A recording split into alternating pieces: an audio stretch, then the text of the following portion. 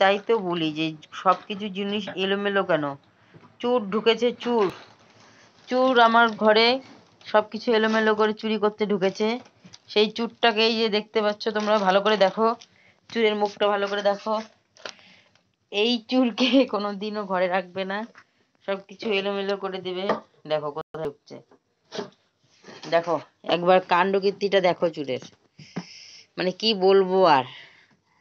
আর জায়গা পায়নি, শেষ পর্যন্ত এখানেই। ব্যথা পাবা তো, ব্যথা পাবা, ব্যথা পাবা। ওর রাগ উঠেছে, কারণ ওর পিসিকে, ওর ঠাম্মিকে কামড় দিয়েছে, আমি বকু দিয়েছি দেখে ওর রাগ উঠেছে, তার জন্য ও ঢুকে বসে আছে এখানে।